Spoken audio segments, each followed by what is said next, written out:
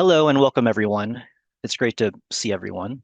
My name is Daniel Vu, and I'm the Director of Pediatric Glaucoma at Boston Children's Hospital, as well as the Associate Fellowship Director for Glaucoma at Massachusetts Eye and Ear Infirmary.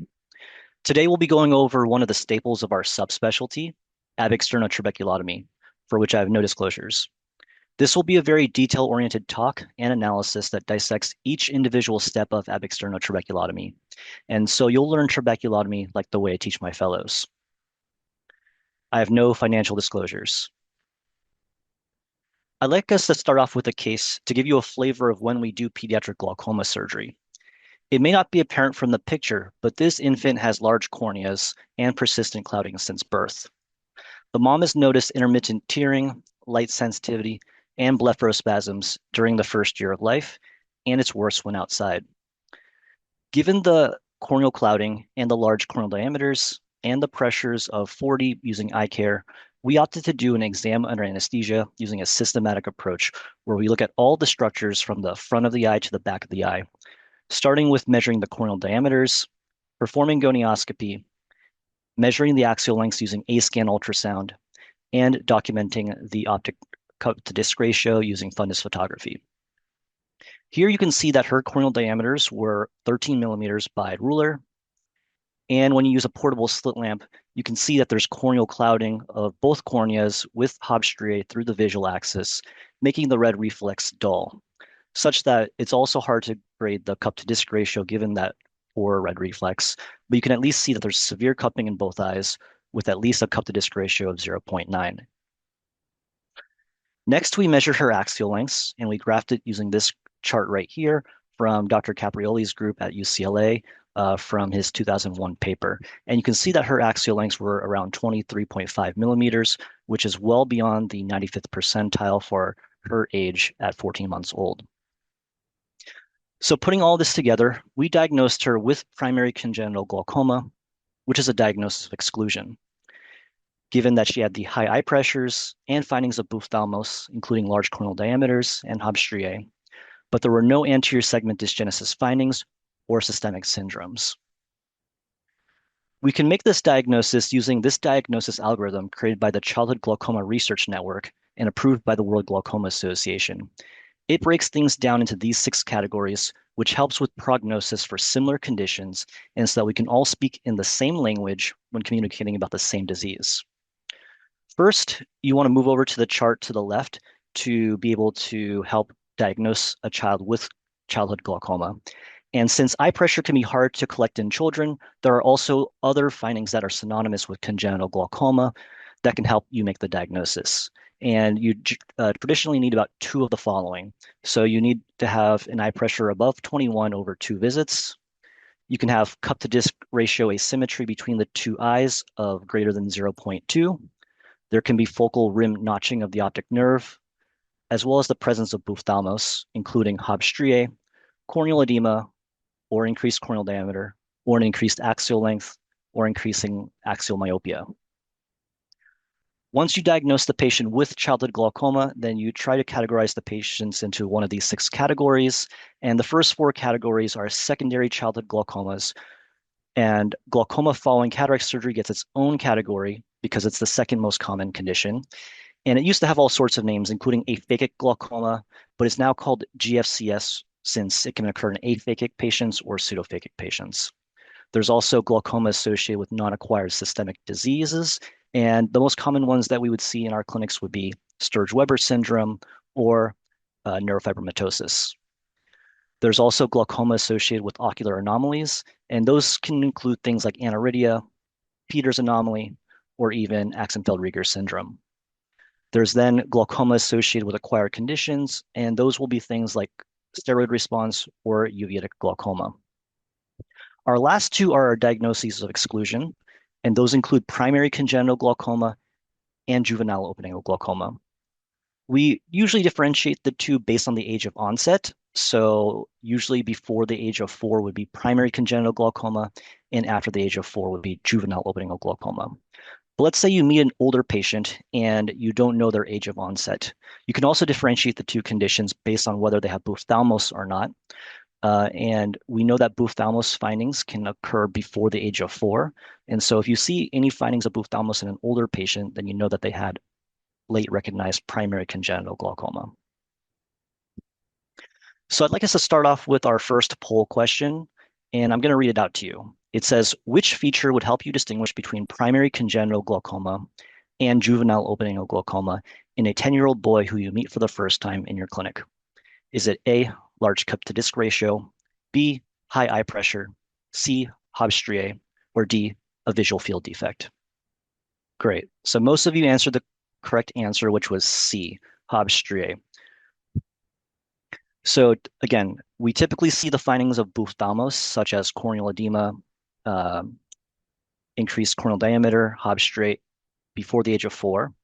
But things like Hobbs striae would be the only finding you might see after the age of 4 because the Hobbs striae represent breaks in Descemet's membrane. And so even after you treat the patient successfully before the age of 4, those breaks in Descemet membrane remain even after you treat the disease. So let's move on to the World Glaucoma Association algorithm for treatment for primary congenital glaucoma. So just to give you some context, primary congenital glaucoma is a disease of angle dysgenesis. And so the consensus authors recommend that angle surgery be the first treatment for patients with primary congenital glaucoma because angle surgery will target the site of disease. They even feel so strongly about angle surgery being first-line treatment that even if angle surgery fails, they recommend later to consider repeating angle surgery, especially if you haven't treated circumferentially yet. In other parts of the world, some people will also do for first-line treatment combined trabeculotomy and trabeculectomy, which is also known as CTT. And that's a type of surgery that creates two different outflow mechanisms through the trabecular meshwork and through a bleb. Usually, if angle surgery fails, then we'll move on to other treatments such as glaucoma drainage device or trabeculectomy. And we usually try to reserve these for later because these use up real estate in the conjunctiva. So these are our traditional forms of angle surgery. There's goniotomy, and then there's also trabeculotomy. And in prospective studies from the 1980s, where they did goniotomy in one eye and ad externo trabeculotomy in the other eye, these studies show that there was similar success rates between the two eyes, between the two types of treatments. However, the focus of my talk will be on the 360-degree technique for ab externo trabeculotomy. And I think this is one of the biggest contributions to our subspecialty in the last 25 years. And especially in the last 10 to 15 years with the advent of the iTrack microcatheter with the illuminated tip, it's actually simplified the procedure a lot and made this procedure much more accessible. So here is the trabeculotomy action happening in real time. And you can see that the way it works is that we're actually cleaving the trabecular meshwork, thereby treating the site of disease. And there have been many papers over the last 10 years now showing the higher success rates of 360-degree ab externo trabeculotomies compared to the limited versions of trabeculotomy before that. So let's take this paper, for example, which is from the Moorfields group, which showed that on the top line that when they transitioned to 360-degree trabeculotomy, their success rates had increased to about 90% or higher, versus when they were doing before that, the limited trabeculotomies, their success rates were lower.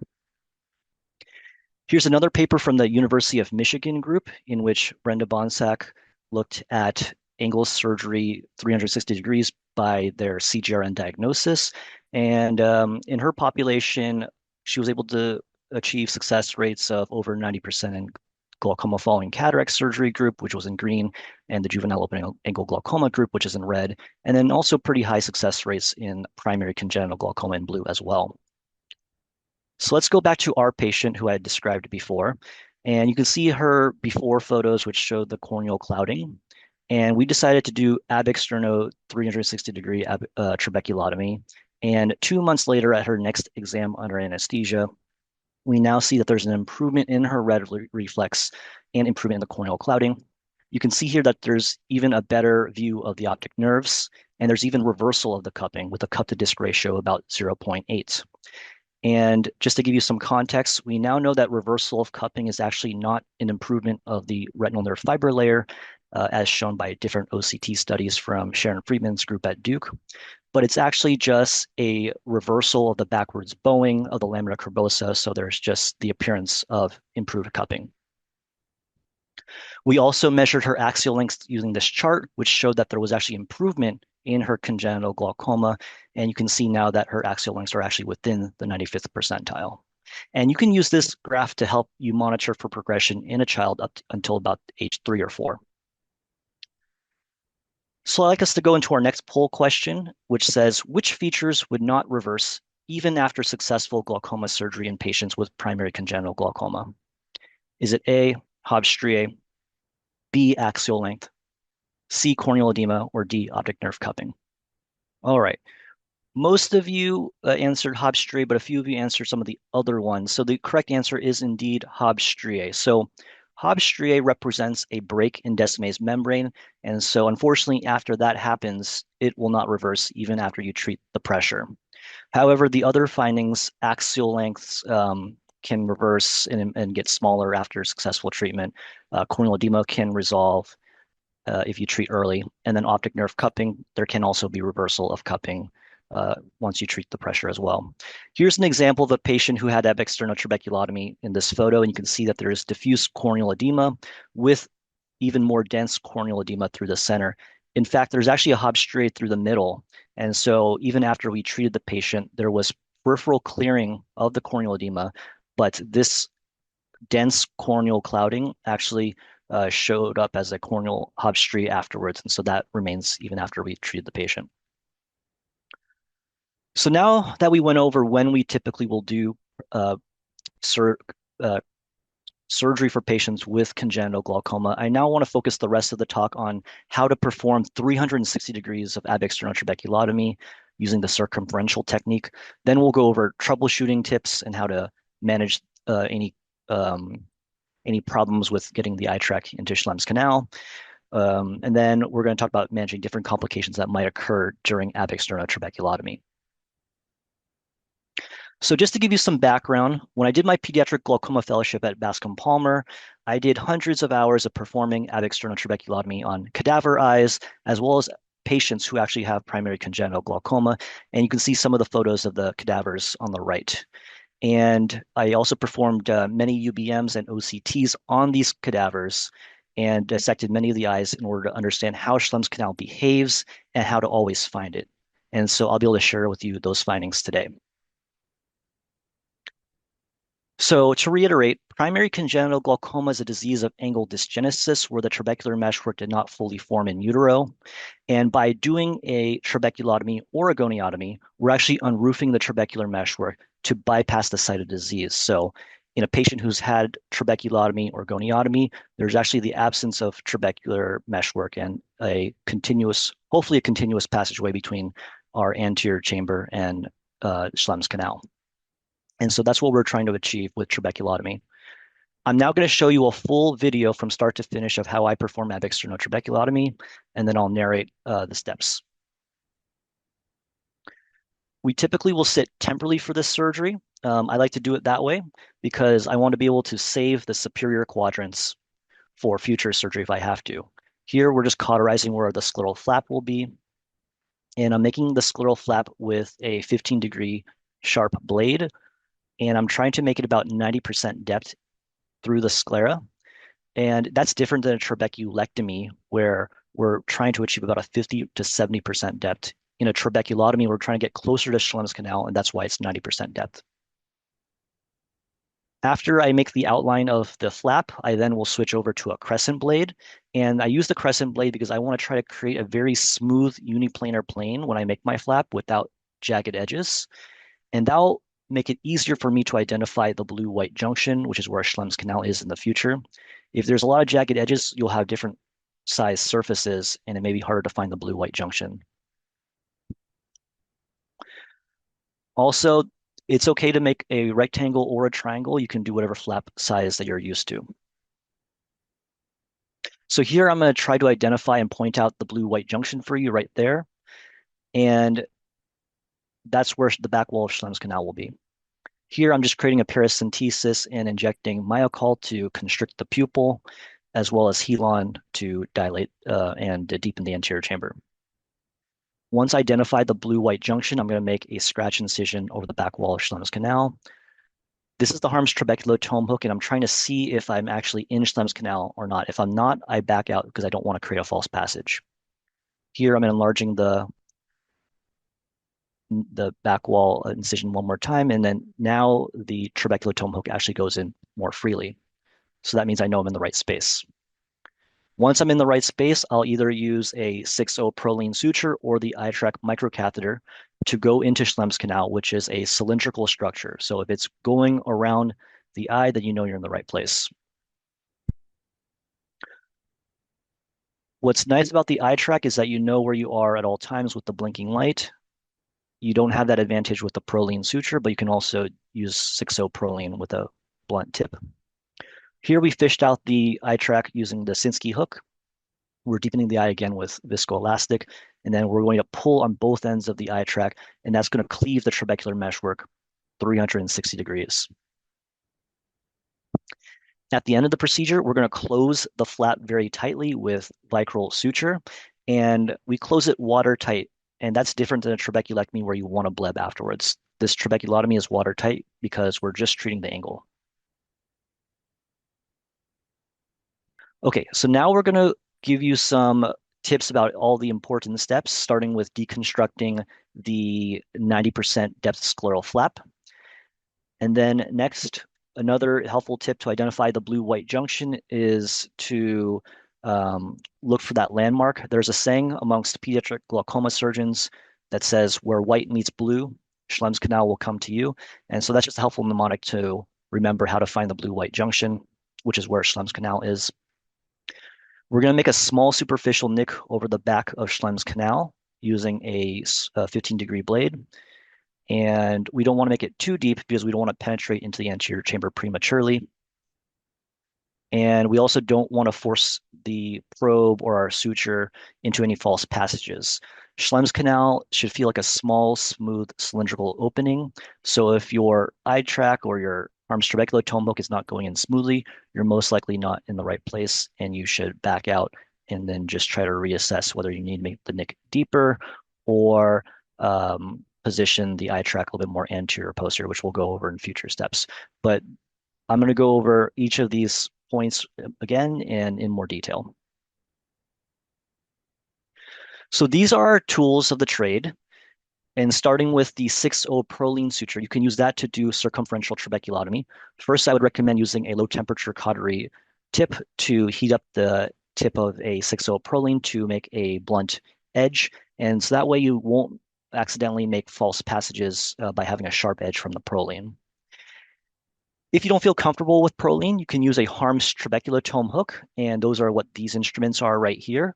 There's a right-handed Harm's trabeculotome hook and left-handed trabeculotome hooks, and those follow the curvature of Schlemm's canal, and that's all we had back in the day before we had 360-degree circumferential trabeculotomy. Back then, we could only do 90 degrees in one direction and 90 degrees in the other direction, so typically we would do about 180 degrees of treatment. So afterwards, we can also, here are the other instruments, we use the 15-degree blade in order to outline the edges of our scleral flap, and then I use the crescent blade to make a smooth flap edge. So these are our three different methods of performing trabeculotomy, starting with that 6-0 Prolene with a blunt tip using cautery. And so we make that blunt tip so that we don't make false passages. Here is that Harm's trabeculotome hook, which is essentially a rigid probe. And sometimes I use it to dilate Schlemm's canal and make sure I'm in the right spot. But you can also use it as the primary way to do your trabeculotomy if you want to do 90 degrees left-handed and then 90 degrees right-handed. And then this is the iTrack microcatheter, which allows us to know where the tip is at all times. So I'm going to show you how you make the 6-0 Prolene with the blunt tip. So again, this is 6-0 Prolene, and you just heat the tip without touching it, and that's going to make a soft blunt tip right there so that you can softly insert that through Schlemm's canal. So some tips about doing ab-externo trabeculotomy. My first tip for you here will be that I recommend that you start off by sitting temporally. And that allows you to conserve the superior quadrants later for if the patient might need in the future, like let's say a glaucoma drainage device or a trabeculectomy. Typically, the infratemporal or the temporal quadrants don't usually get glaucoma surgery later in the future, so it's actually a good place to do your first glaucoma surgery for trabeculotomy. So with regards to the 90% depth scleral flap that I mentioned, some tips about that is that I often will use my 0.12 forceps and my crescent blade to push apart kind of the edges of the scleral flap to actually see how deep I am, and that allows me to gauge whether I need to cut deeper or not. My next tip is to use that crescent blade and try to make a very smooth edge that's about 90% depth. And that will allow you to more easily find the blue-white junction or that color differentiation later on once you get closer to the limbus. Some tips for finding the blue-white junction is that first, you want to look for that color change, which is right here. And I'm pointing to it with my instruments right there. Sometimes there's a small depression where Schlemm's canal can be, because Schlemm's canal may be collapsed, and so that can be also one clue of where the blue-white junction is. And some things to make note of is in ophthalmic eyes, Schlemm's canal may be displaced posteriorly because when the eye grows, the eye might be stretched. And so you can see in this example, Schlemm's canal is actually pretty far away from the limbus. Some other clues that can help you find the blue-white junction is perforator vessels. So those are vessels that are coming towards you, and that can be a sign of where Schlemm's canal is because the other vessels usually just run along the sclera versus perforator vessels which run towards you. Here, I want to show you many different examples of where the blue-white junction can be, and I just want you to note the different positions where Schlemm's canal can be relative to the flap. And so you want to look for that color change because the blue-white junction may look different in different eyes. So I want us to go into our next audience response question. And it says, which of the following can help you identify the back wall of Schlemm's canal during ab externo trabeculotomy? Is it A, the blue-white junction? Is it B, perforator vessels? Or is it C, a small horizontal depression of the scleral bed? Or can it be D, all of the above? So most of you answered the correct answer, which is all of the above. And again, these all can help you find the blue-white junction, which is sometimes hard to identify, but if you do those tips of creating a deep 90% scleral depth flap and a smooth flap, you'll be able to find it. So again, you can look for the color change for that blue-white junction. You can look for a small depression where Schlemm's canal might be because Schlemm's canal may be collapsed in an eye that has congenital glaucoma. And then in the other picture I showed you perforator vessels that are coming towards you. So next I want to go over troubleshooting tips. And this is a histological slide showing the three potential spaces where your Harm's trabeculotome hook or your suture can be. It can either be in the anterior chamber or the suprachoroidal space, or it can be correctly in Schlemm's canal. So let's see what each one looks like. So let's say your eye track or your sutures in the anterior chamber, then that means you know that your scratch incision into Schlemm's canal is too anterior. So you want to extend your scratch incision a little bit more posteriorly or redirect the Harm's trabeculotome hook a little bit more posteriorly so that you can try to get into Schlemm's canal. In the opposite example, if you see that your eye track or your Harm's trabeculotome hook is actually traveling posteriorly, like where the red light is here, that means you know you're in the suprachoroidal space. Remember, Schlemm's canal should feel like a cylinder, so it should actually be able to go in a circle. But if it's going posteriorly, then you know that you're too far back. And so then you want to readjust your scratch incision and make it a little bit more anterior than where it was originally, or try to redirect the eye track a little bit more anterior to the first time you went in. If you're in the correct place, then your Harm's trabeculotome hook or your eye track or your Prolene should go in a circumferential direction because the only structure in this area that is cylindrical would be Schlemm's canal. So next, I want to go over some potential complications, and this one is actually with Prolene suture. This was sent to us by another surgeon who had tried external trabeculotomy using a Prolene suture. And you can see that because they were in the suprachoroidal space, it actually had caused a choroidal retinal scar in the posterior segment. So that's why personally I like the illuminated microcatheter because it allows the surgeon to locate the catheter at all times. But if you don't have the eye track microcatheter, you can just always do Harm's trabeculotome hooks as well. So again, if you're concerned about suture misdirection and you don't have the eye track, you can consider reverting back to Harm's trabeculotomy. And then if you're concerned about iridodialysis or if there's significant PAS or peripheral anterior synechia, then you might consider converting to a trabeculectomy or a tube shunt. So let's go over how to use the Harm's trabeculotome hooks.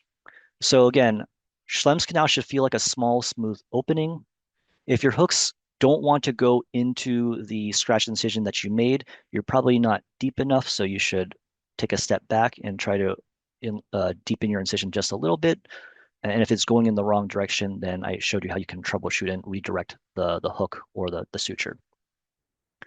Once you're in the canal, you want to rotate into the anterior chamber in order to perform the trabeculotomy. And then when you do this step, it should feel like there's little resistance because in Schlemm's canal, you're just trying to break through the trabecular meshwork. If you feel a lot of resistance, then you should stop because that might mean you're in the suprachoroidal space and you don't want to cause a cyclodialysis cleft. Once you're in the right space, you want to deepen the anterior chamber with viscoelastic, and that will help you avoid an iridodialysis or a Decimase tear. So let's see the Harm's trabeculotome hook in action. On the next video I'm going to show you, this is an example of where the eye track is actually veering in the suprachoroidal space, and I can't get it to direct through the Schlemm's canal, so I'm going to convert and switch to a Harm's trabeculotome hook.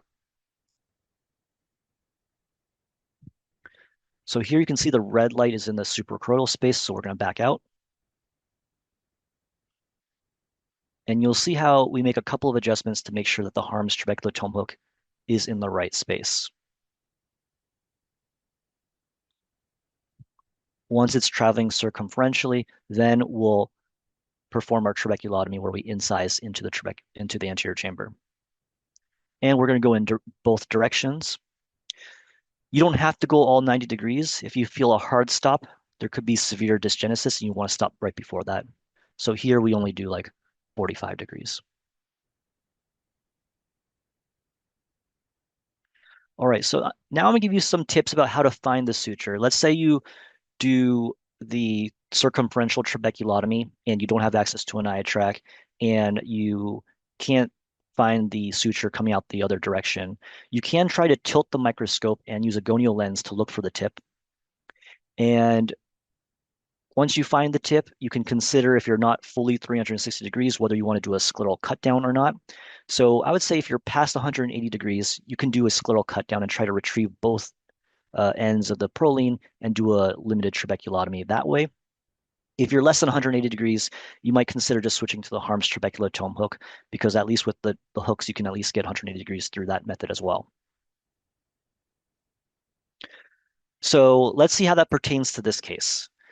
Here's a 7-month-old girl who has primary congenital glaucoma, and she was referred to me after a failed CTT, which is combined trabeculotomy, trabeculectomy. She had that done in another country, and this patient was referred to me for the further treatment. So she has had cloudy cornea since birth, and she had that CTT at 1 week old, but has had persistent tearing, photophobia, and high pressures since then. So again, this is what the CTT looks like.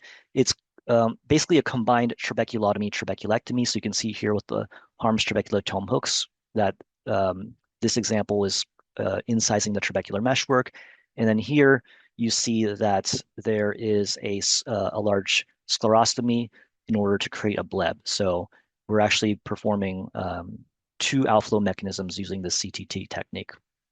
So that's what the patient had supratemporally.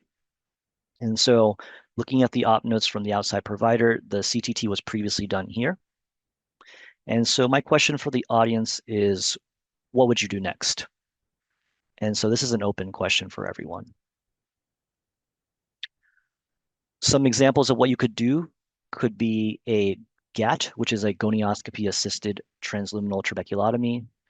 Another example could be B, ab externo trabeculotomy, C, a goniotomy, or D, a glaucoma drainage device. Okay, pretty mixed.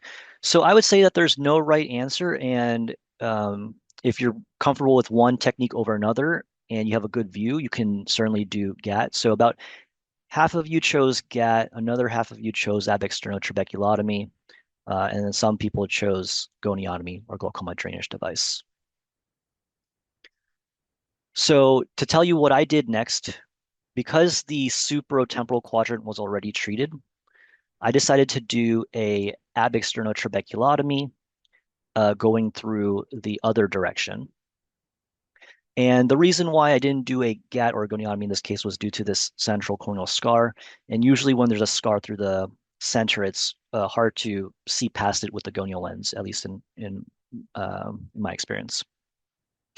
So I'm going to show you what happens when there's a previous surgery and you have to do a scleral cut down next. Okay, so this is the same patient who needed ab externo trabeculotomy. I sit temporally for this procedure.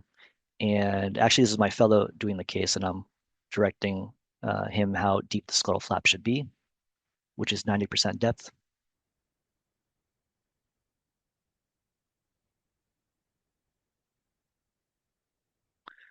Here, I like to magnify or zoom in because it allows me to see how deep I am when I use the 0.12s to see how deep that crevice is.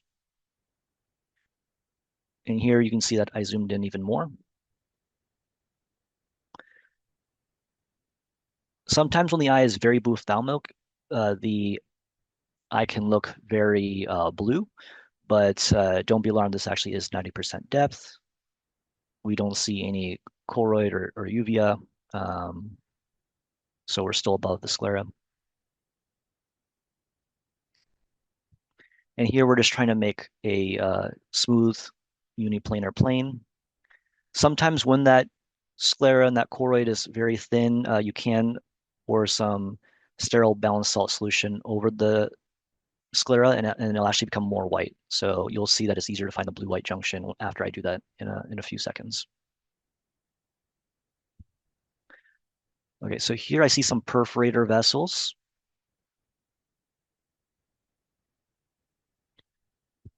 We're just deepening the eye with viscoelastic here.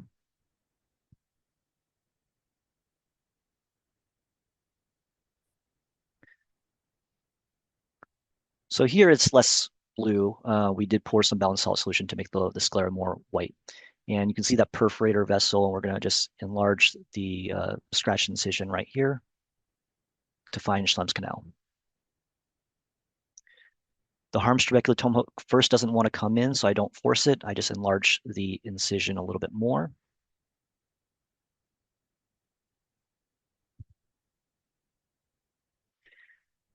And then next, when the hook more freely goes in, I could either do a trabeculotomy this way, but since I have access to the eye track, we're going to try to do a circumferential technique right here.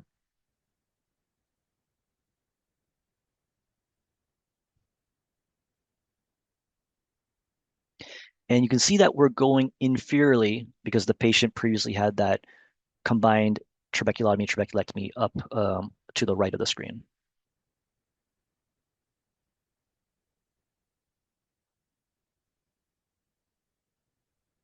You'll see that the eye tract makes its way past 180 degrees. And then at 270 degrees, we're going to have a hard stop at around 12 o'clock.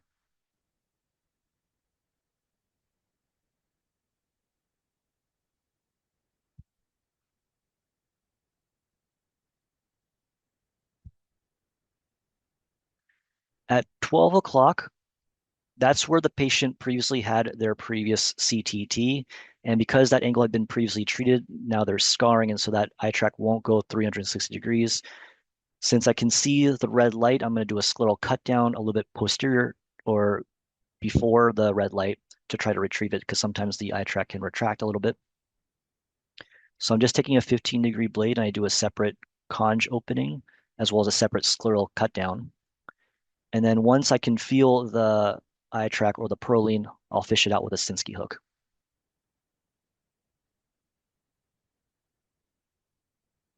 And here we're going to perform a 270-degree trabeculotomy by just pulling on both ends. And then we're going to let go of one end once we reach 270 degrees. And you'll see here that I use a Harms trabeculotome hook next to treat the other side of the angle. It's also important to close the scleral cut down and the conjunctiva separately where you did the cut down. So this is us performing a limited trabeculotomy the other direction, and then closing the scleral flap watertight since this is not a trabeculectomy. It's also important in infants to consider closing all of your paracenteses with 10 ovicral sutures because you don't want those wounds to leak in a child who you might not be able to examine well at the Schlemm afterwards. All right, so some tips about the video we just went over is on scleral cut downs. And so I typically will use a 15-degree blade to cut slightly before the suture ends. And we'll try to grab that blinking light or Prolene with a Sinskey hook. And then once we grab it, we can do a limited trabeculotomy. And then after you perform that procedure, you need to cut down this, you need to close the scleral cut down separately from your conjunctival opening.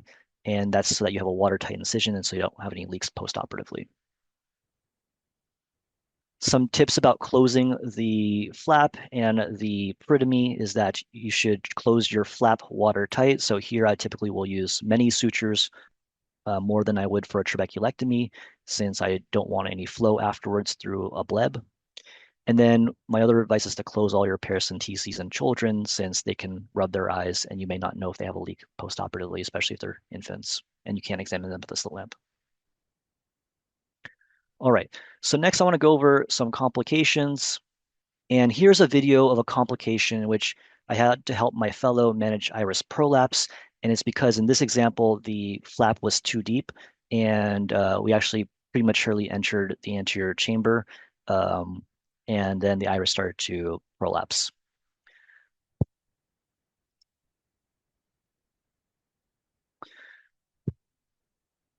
All right, so here we see that the eye tract is going posteriorly, so we know we're in the suprachoroidal space. And it turns out we were actually too deep, and so Schlemm's canal was actually to the left at the edge of our scleral flap because we had cut too deep. And so I'm able to find Schlemm's canal over to the left of the scleral flap. And once we made it in, you can see now that the eye tract is going circumferentially.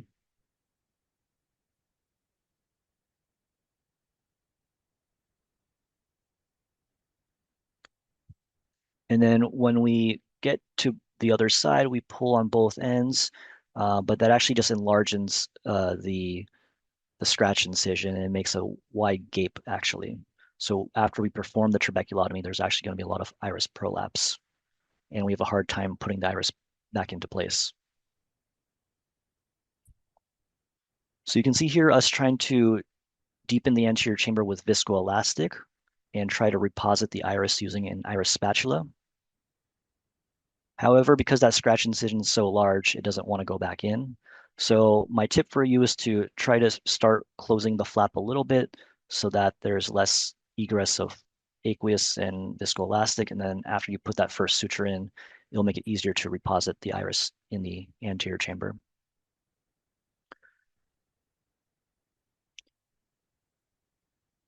In order to close that large incision closer to the limbus, we do a horizontal mattress suture here, very similar to the technique for closing a cyclodialysis cleft. And then I'm able to close the scleral flap like how I normally do.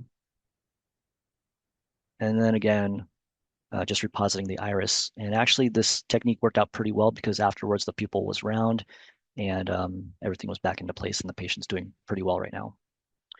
So the two lessons here that I wanted to mention is that the flap was cut too deep. And so again, we're trying to choose a 90% depth scleral flap, but not deeper than that. And then the other tip was for if there's iris prolapse to try to close the flap a little bit sooner, and then you can more easily reposit the iris. So again, just to reiterate the tips for iris prolapse, try to close the wide gap first uh, by putting at least one suture in. That'll make it easier to sweep once the gap is smaller. And then once you put the first suture in and do some sweeping, you can try to put the second suture and then try sweeping again, and then you'll have an easier time.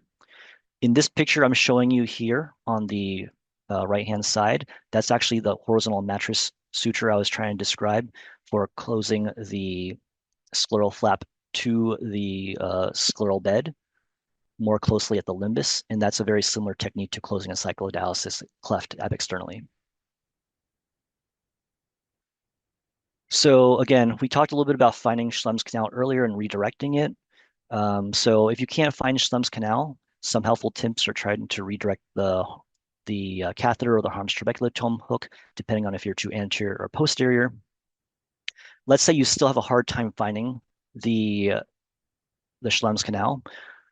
If you um, if you make a large enough flap like what I do, you can actually go a little bit to the left or a little bit to the right within your scleral flap and try to make another scratch incision elsewhere within the flap. And then you can try to find Schlemm's canal there.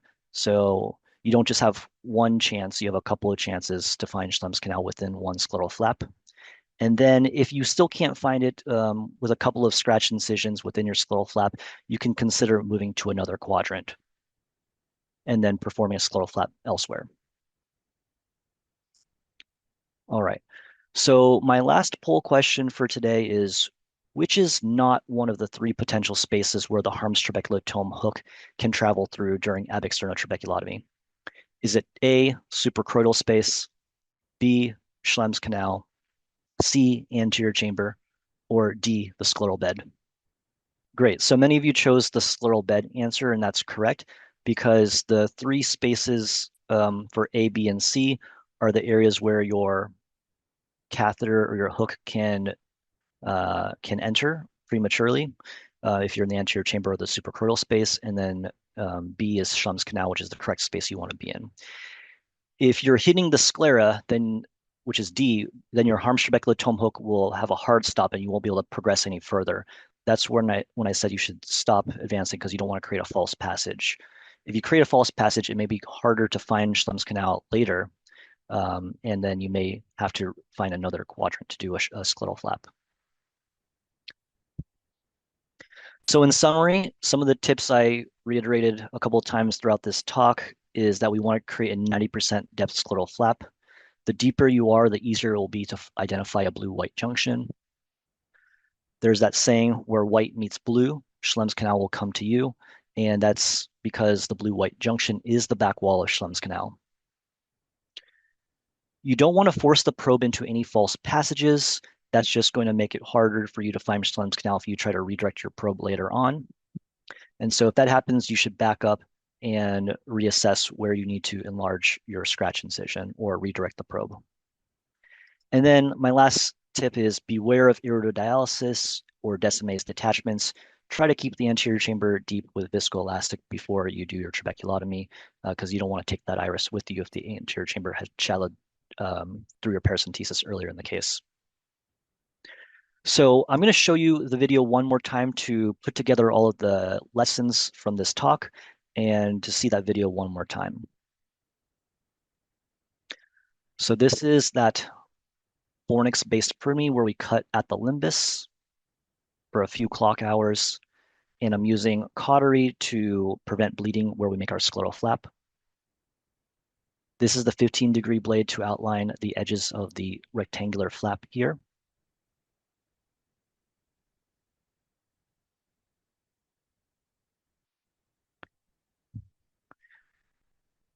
Here, I'm just making the flap a little bit deeper so that it's 90% depth.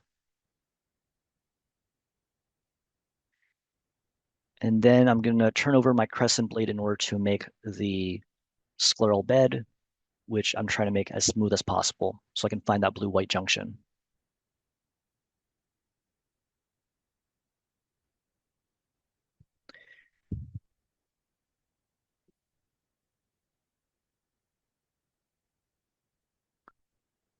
And this should be a slow, tedious step because we want to try to have a smooth edge.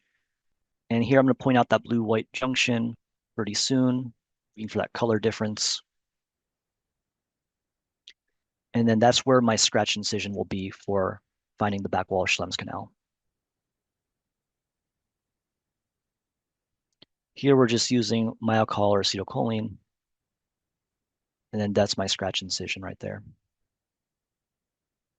We're starting off slow, and the harm's trabeculotome hook can't go in further, so I'm going to deepen that scratch incision. Once we're deep enough, the harm's trabeculotome hook goes in pretty smoothly.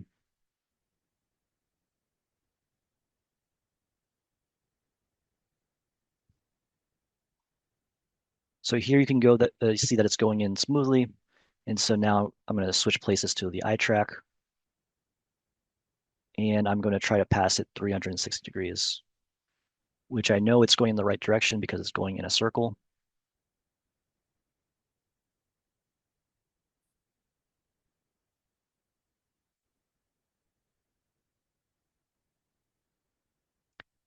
And then once it comes out the other end, I'm going to fish it out with a Sinskey hook. And that's the 360-degree trabeculotomy where we've cleaved the trabecular meshwork.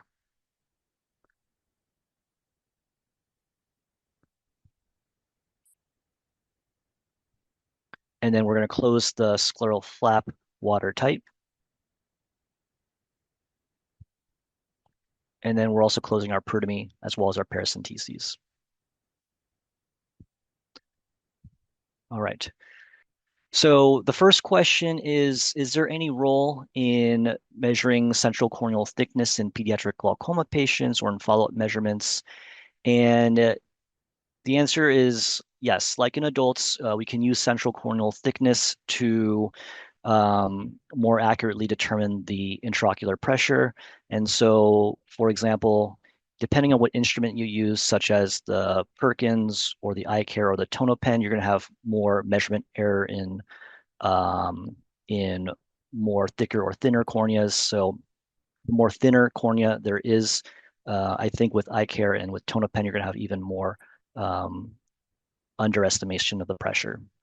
So typically, I use my Perkins tonometer to applanate patients, and that's usually the most reliable pressures. But if you uh, don't have access to that or use the eye care, there's going to be different um, error rates with depending on what the central corneal thickness is.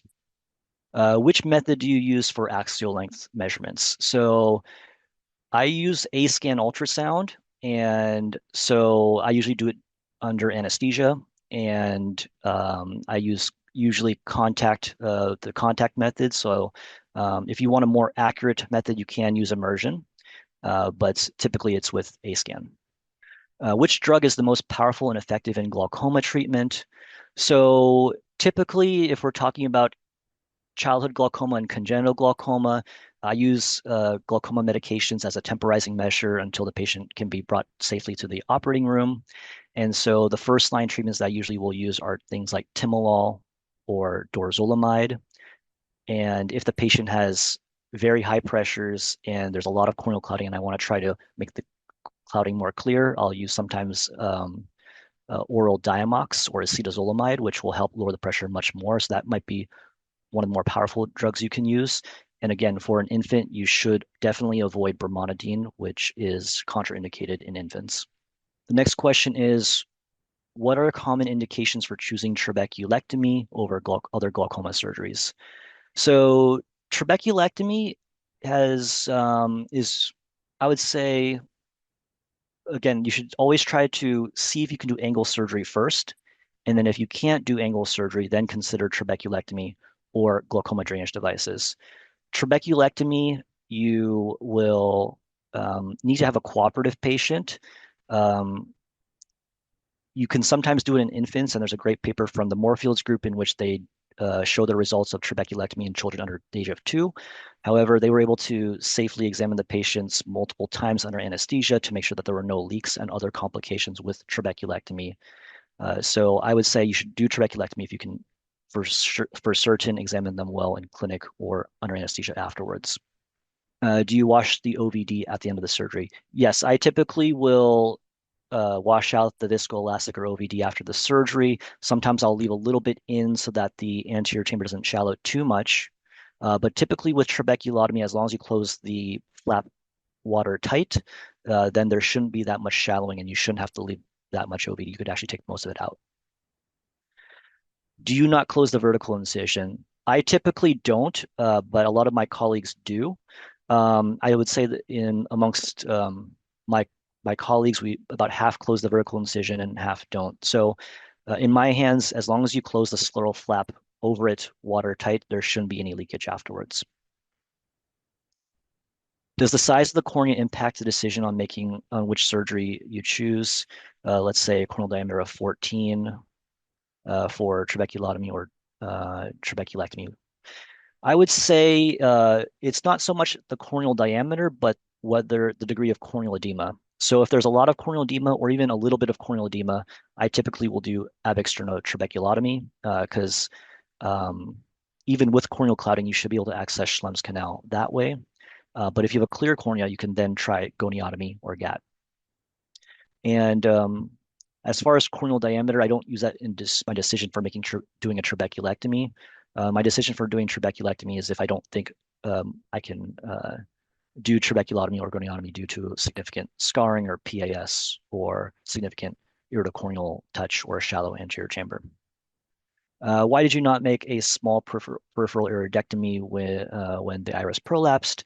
That's a good option, and sometimes when you do the small iridectomy, you can easily reposit the iris more easily. But in this case, I didn't want to traumatize the iris more. I knew I could close the scleral flap with the sutures where I placed them and have the iris fully intact once I reposit it. The next question is about Ahmed valves or trabeculectomies in children, and which is better. So again, I typically will do angle surgery first, and then after that, it really depends on the patient's profile. If I can examine the patient well enough in clinic, or if they can get exams under anesthesia afterwards, I can do a trabeculectomy. If I feel like it'll be very difficult to do a trabeculectomy in that patient for any number of reasons, I would then, after angle surgery, move on to a glaucoma drainage device. What is your opinion on repeated gap procedures or angle procedures? So I would say that I would try to focus on other parts of the angle that have been untreated if you're going to go in and try to repeat angle surgery. If you are confident that you were in Schlemm's canal with either GAT or ab externo trabeculotomy and that you treated it 360 degrees, my opinion is that probably doing it a second time may not yield as helpful results, and then I might move on to trabeculectomy or glaucoma drainage device at that point. However, if I only did a limited goniotomy or a limited trabeculotomy for only like, let's say 180 degrees or 90 degrees, then I would for sure go in again with another angle surgery in a different quadrant. With a clear cornea, why wouldn't you retrieve the 6.0 Prolene or eye track under gonioscopic visualization instead of a trabeculotomy? That's a good question. So with a clear cornea, you can certainly do a GAT or a goniotomy. I would say that even with a little bit of corneal edema, it is often hard to visualize the angle in a congenital glaucoma patient. And so I most likely had performed gonioscopy under anesthesia in that example and felt that the view of the angle was difficult that way. And so that's why I chose trabeculotomies on those examples. And one advantage of ab externo trabeculotomy is that you can do it in cloudy corneas or clear corneas. The technique is very similar. What is the approximate timing of the whole process? I'm not sure which timing you're referring to, so I'll answer generally. So the surgery itself for ab externo trabeculotomy is typically about 60 minutes. A goniotomy can be oftentimes shorter, like 15 to 30 minutes. As far as the timing to surgery and bringing the patient under anesthesia, uh, the traditional teaching is that you want to bring the patient to anesthesia or for surgery as soon as safely possible. And what that means is, depending on the patient's age and other comorbidities, there can be other systemic or medical risk factors in which your anesthesiologist may dictate when you can bring the patient to surgery. And so in that case, you can use eye drops or oral acetazolamide as a temporizing measure. But let's say that the patient can go under anesthesia. I try to bring them under anesthesia as quickly as possible to clear the cornea, because the longer the corneal edema and the high pressures persist, the more likely there can be development of new Hobbs striae that could be visually significant or permanent after treatment. Let's see. So, may I ask about miotics? That's a great question. So, my postoperative regimen for these patients is usually an antibiotic for 1 week, so moxifloxacin, for example, and then a steroid taper. So, usually I will do prednisolone 4 times a day for a week, and then taper 3 times a day for a week, then 2 times a day for a week, and 1 time a day for a week.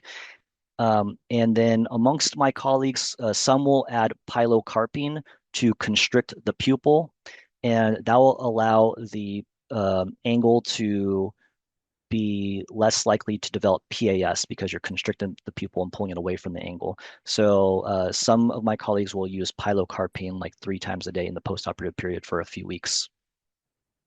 But I typically don't. I find that my results are similar either way. Do you use mitomycin in glaucoma surgery, especially in pediatrics? So for angle surgery, even the ab externo trabeculotomy technique, I do not use mitomycin because we don't want to bleb afterwards. So the only time where I'll use mitomycin is in trabeculectomy, and I'll usually do trabeculectomy in children I can examine in clinic. So meaning patients who are maybe in their teenage years, and some younger patients if I feel that they can be examined easily. I typically do not use mitomycin in glaucoma drainage devices because there's some concern that that can cause plate erosion, and that's a higher risk for endophthalmitis. What's the recovery time like and post-op examination like? So recovery time is actually pretty simple and is an easier recovery than glaucoma drainage devices or trabeculectomy. So for ab externo trabeculotomy, um, typically the eye is injected and maybe a little bit irritated for about a week, but with the steroid taper, usually after a week, the children um, are doing very well afterwards, and I just leave them on a um, no strict precau or very strict precautions for the first week, and no eye rubbing for the first week, and then afterwards, um, try not to rub the eyes. And then usually for the post-op exams, I'm doing a post-op day 1 visit the day after surgery, and then a week after surgery, and then a month after surgery, and I'm checking the eye pressure, sometimes with eye care, sometimes with other devices, and adjusting the eye drops based on um, the pressure. And then I'm also usually assessing for the depth of the anterior chamber, making sure that it's not shallow or flat. I'm also assessing for the red reflex and seeing if the corneal clouding has improved or not. And typically, the corneal clouding, and let's say it's a very severe case of corneal clouding, may take even as much as the whole 3 to 4 weeks to resolve. But if it's a successful surgery, the corneal clouding should improve week to week to week. What about deep sclerectomy to see the Schlemm's canal, especially in an extended limbus? So I don't personally perform deep sclerectomy, but the techniques are very similar to what I showed you with the trabeculotomy today. And I suppose you can use a deep sclerectomy to see if you can unroof the Schlemm's canal before passing a trabeculotome hook in afterwards. But if you're trying to make a bleb, then you might just do deep sclerectomy from the get-go, and then you may choose to not do trabeculotomy in that example. Do you fill the anterior chamber with viscoelastic after surgery? So that was also asked in another question, and the answer is I try to take out as much viscoelastic as I can, but leave a little bit in to just help with the anterior chamber not being more shallow the next day. I also don't want to leave too much viscoelastic in because I don't want the pressure to be very high the next day either. What kind of tube do you prefer in to use in small children? So that's a great question. Depending on what their axial lengths are, if the eye is very micro-ophthalmic, you may not be able to fit an Ahmed FP7 in or a Barbelt in. There's a great formula by Sharon Friedman at Duke that you can Google that will tell you based on the axial lengths and the corneal diameter, what size tube you can fit in the eye. And if it's below a certain axial length, I think like less than 17 millimeters, you might want to consider like an Ahmed FP8 pediatric sized Ahmed valve. But let's say it's a little bit bigger. Um, some other considerations for putting in an Ahmed FP7 valve is you can always cut the back plate of the Ahmed valve without, as long as you don't disrupt the valve mechanism. You can potentially put in a smaller Ahmed FP7 that way by just trimming the back end of it. But that formula by Sharon Friedman at Duke on Google is a great way to know how big of a tube you can put in the eye. What can we do as pharmacists for the management of such patients with congenital glaucoma? So I think the biggest takeaway is that brimonidine is contraindicated in patients with congenital glaucoma or infants. Um, Patients might need to um, use oral acetazolamide as a temporizing measure for lowering the pressure before they go to the operating room, and sometimes that can be hard to find. Usually has to be compounded. So if your pharmacy has access to oral acetazolamide, that's a great advantage for providers who treat congenital glaucoma in your area. Do you do aspiration of the viscoelastic? Yes. When is the peak of the maximum effect of the angle-based surgery? Usually, if you have an effective angle surgery, you should at least know by the first couple of days. Sometimes you don't know exactly the day after surgery if you left a lot of viscoelastic in the eye, but typically, even on the first day, and then sometimes on the first couple of days, you should know if the pressure has improved or not from your angle surgery. And then after that, it's about using prednisolone to prevent scarring. 90% scleral thickness. That's an estimation, yes. So I gauge how deep I'm cutting by using the Calibres or the 0.12 forceps and the crescent blade to really see how deep my incision is before I cut any further. And it's based on feel and visualization. Is there any role for micropulse transscleral laser therapy in congenital glaucoma management? So I would say yes. I personally don't use micropulse laser since I don't find that it's very effective, but some people will use it as a temporizing measure between one surgery to the next surgery if they want to do a more mild treatment. And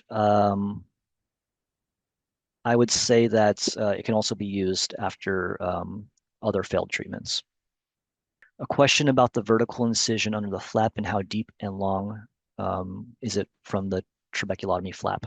So the vertical incision should be just very small, especially if you have a 90% depth flaps. So again, the Schlemm's canal is the back, the blue-white junction is the back wall of Schlemm's canal. And so that's at your angle where the trabecular meshwork is, where the scleral spur is.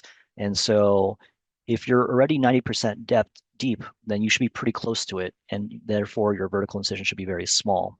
However, let's say your flap is less deep and is only 50% deep, then you'll actually have to cut your vertical incision much more to find Schlemm's canal, and you might just be digging and digging and digging until you can find it, which might be a little bit more challenging. So that's why I personally encourage deeper scleral flaps.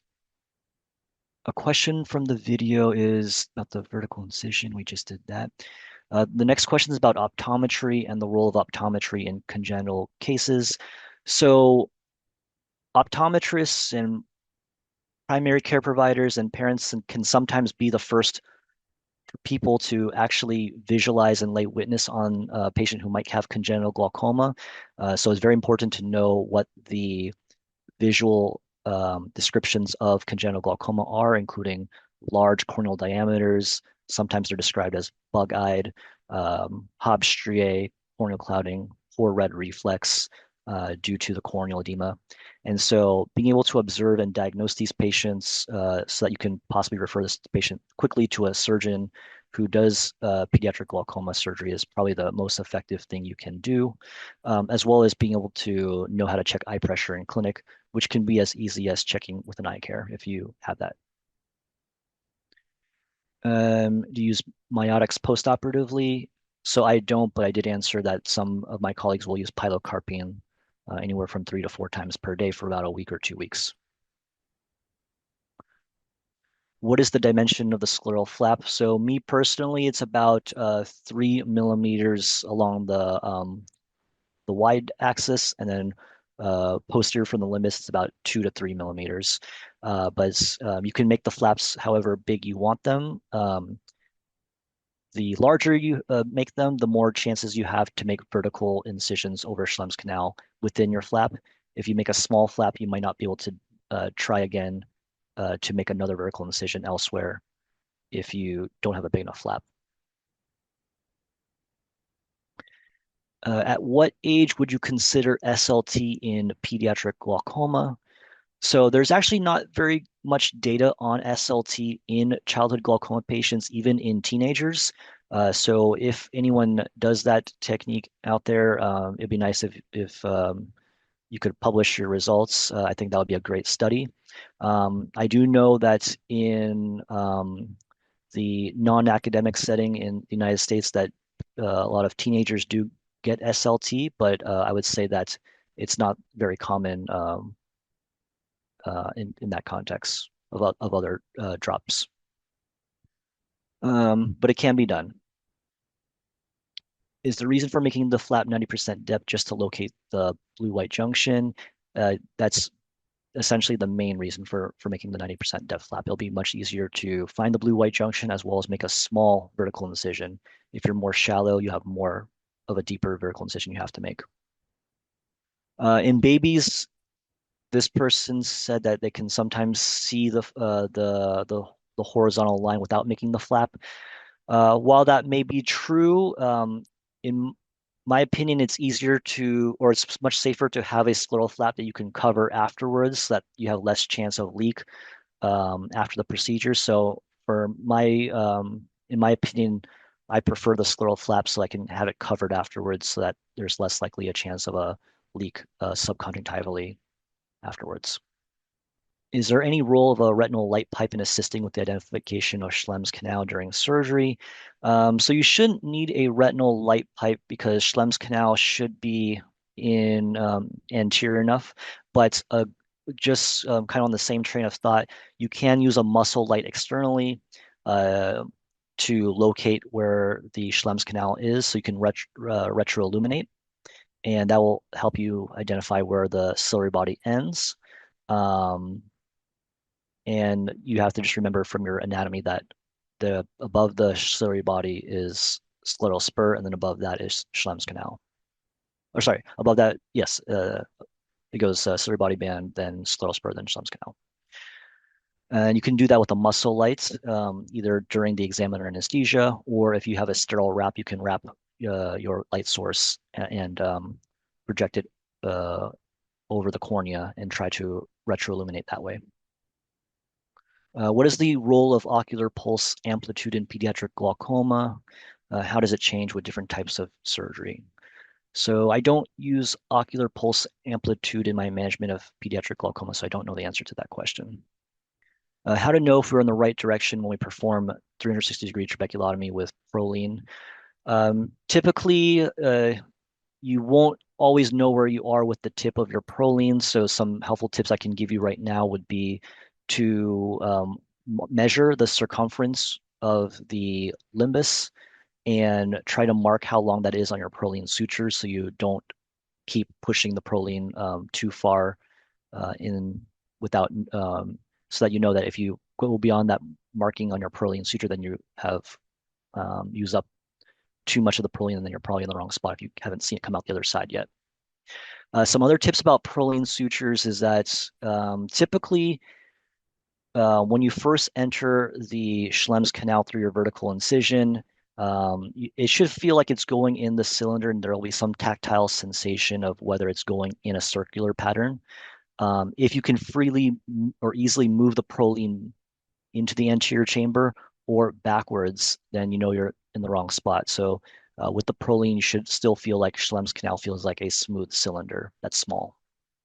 And then you can also try to, if you're far enough around the eye, you can try to use gonioscopy and tilt the microscope to find the blue marking of your Prolene suture in the angle. Is scleral flaps necessary in trabeculotomy in children? So, in my opinion, I think it's better because you can then close the flap afterwards and have less chance of a leak afterwards. Do you do angle surgery in Sturge Weber patients after the age of 5? I typically don't. So, this question is alluding to the kind of bimodal distribution of Sturge Weber syndrome and that infants do have angle dysgenesis.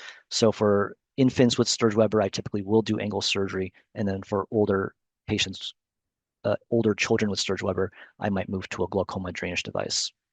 What is the next appropriate step if an ab-externo trabeculotomy fails to decrease the intraocular pressure? So there is, in my mind, a stepwise kind of process of what to do. So if there was a partial trabeculotomy and you were able to treat some of the angle, and then over time the surgery fails, you can try to do an angle surgery from the other quadrants, whether that's a goniotomy or an ab-externo trabeculotomy to treat the other 360 degrees of the angle. If at the time of ab-externo trabeculotomy, it felt like anything you tried, like the Harms hook or the eye track or the Prolene just wouldn't go into the right Schlemm's canal, then it might be that the patient has very severe angle dysgenesis and that you might have to abort the procedure and convert to a trabeculectomy or a glaucoma drainage device. Um, Sometimes in a pinch where I felt like the angle had severe dysgenesis, I sometimes do convert in that same procedure to a trabeculectomy, and I will have already discussed that with the parents and consented for it um, before I actually convert to a trabeculectomy within the same case that I failed at trabeculotomy. Is there any role in surgical genomics? In some aniridia genotypes, there is a risk of anterior segment fibrosis with iris implants. Is there any similar risk in some genotypes in response to surgery? So for aniridics in particular, there's good data from David Walton's group showing that goniotomies work very well in aniridics if you do it early enough. But over time, if you recall the mechanism of aniridia, there is going to be slow development of PAS, and then the goniotomies may be less effective. So some of those patients, if there's too much PAS, might need other surgeries such as glaucoma drainage device in the future. As far as genomics, I do think that in the future, yes, genomics may dictate what type of surgeries we can do. So, for example, some patients who have the TEC mutation, which controls whether Schlemm's canal forms or not, if a patient were to be known to have the TEC mutation and have two allele mutations for that, then we might know that in advance that that patient doesn't have a fully functional Schlemm's canal. And so that patient may not be a good candidate for trabeculotomy. But I think it's too early and we don't have enough data on that subject, but I do hope that it becomes a reality in the future where we have more genomics before surgery. It was great answering your questions and being able to talk with you for the last hour. And I really appreciate CyberCipher allowing me to host this live webinar. Thank you.